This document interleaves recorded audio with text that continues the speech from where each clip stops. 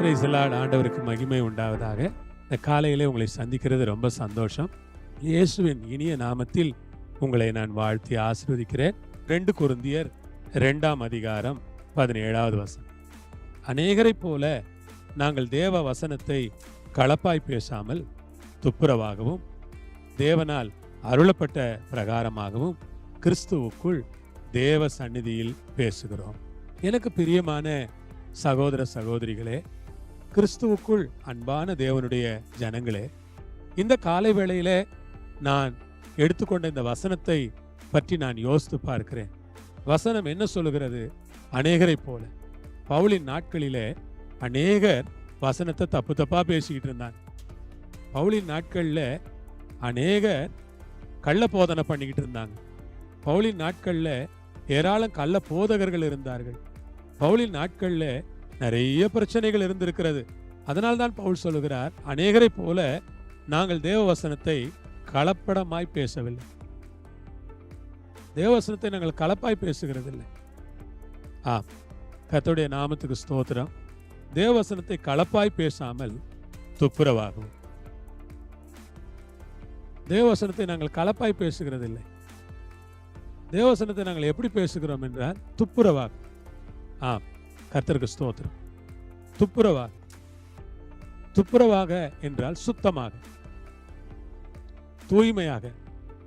இந்த வசனத்தில் என்ன தூய்மை இருக்கிறதோ அந்த தூய்மை கொஞ்சம் கூட மாறாமல், இந்த வசனத்தில் என்ன உண்மை இருக்கிறதோ அந்த உண்மை கொஞ்சம் கூட மாறாமல், இந்த வசனத்தில் என்ன சத்தியம் இருக்கிறதோ அது கொஞ்சம் கூட மாறாமல் அந்த வசனத்தை துப்புரவாக, கர்த்தருக்கு ஸ்தோத்திரம், அப்படியே உண்மையாக, அப்படியே அந்த வசனத்தை பரிசுத்தமாக நாங்கள் பேசுவோம்.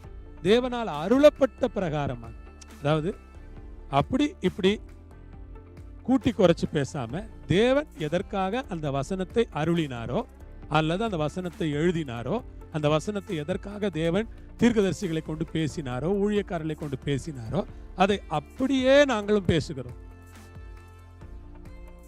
கொஞ்சம் கூட அதில் இப்படி அப்படி மாற்றம்லாம் இல்லை. எப்படி இருக்கோ அப்படியே பேசுகிறோம். கர்த்தருக்கு ஸ்தோத்திரம். அதுதான் கிறிஸ்தவ வசனத்தை, தேவ வசனத்தை போதிக்கிற விதம் என்று பவுல் சொல்லுகிறார். நாங்கள் கலப்படமாய் பேசவில்லை, நாங்கள் துப்புரவாக பேசுகிறோம். தேவனால் அருளப்பட்ட பிரகாரமாகவே பேசுகிறோம். எங்க இஷ்டத்துக்கெல்லாம் பேசுறது. தேவனால் அது எப்படி அருளப்பட்டதோ அந்த அருளப்பட்ட பிரகாரமாகவே அதை பேசுகிறோம். அன்பு சகோதர சகோதரிகளே, தேவனால் அது அருளப்பட்டபடியே நீங்கள் அதை பேசுவீர்களானால் இது எவ்வளவு ஆசீர்வாதம். கிறிஸ்துவுக்குள் தேவ சந்நிதியில் பேசுகிறோம். கிறிஸ்துவுக்குள்ள பேசுகிறோம். எங்க பேசுகிறோம் தெரியுமா? தேவ சந்நிதியில். வசனத்தை பேசும்போது ஒரு பயம், வசனத்தை பேசும்போது ஒரு நடுக்கம், வசனத்தை பேசும் பொழுது தெய்வீக பயத்தோடு அந்த வசனத்தை பேசணும். ஏன்னா தேவ சந்நிதியில் பேசுகிறோம். இங்க நான் நிற்கிற இடம் ஒரு தேவ சந்நிதி. தேவ சந்நிதியிலிருந்து வசனம் பேசுறேன். தேவனுடைய சன்னிதானத்திலிருந்து வசனத்தை மக்களுக்கு போதிக்கிறேன். தேவனுடைய சன்னிதானத்திலிருந்து மக்களுக்கு வசனத்தை கற்றுக் கொடுக்கிறேன். அப்ப நான் எவ்வளவு கவனமா பேசணும், எவ்வளவு உண்மையா பேசணும், எவ்வளவு ஜாக்கிரதையா பேசணும்னு நான் யோசித்து பேசணும். அது ரொம்ப முக்கியம். ஜெபம் பண்ணலாமா? பரலோக பிதாவே, இந்த நேரத்துக்காய் வேலைக்காய் ஸ்தோத்திரம். இயேசுவின் நாமத்திலே, இயேசுவின் மூலமாய் வசனத்தை தேவ சந்நிதியில துப்புரவாக உண்மையாக பேசுவதற்கு எனக்கு கிருபை தார். ஆசீர்வதியும். வசனத்தை கேட்கிறவர்களை ஆசீர்வதியும். வசனத்தோடு எதையும் கூட்டி குறைச்சி பேசாம வசனத்தையே போதிக்க கற்றுத்தார். இயேசுவின் நாமத்தில் பிதாவே, ஆமென். அல்லேலூயா. கர்த்தர் உங்களோடு இருப்பார், உங்களை ஆசீர்வதிப்பார். சமாதானத்தோடு இருங்கள். ஆமென்.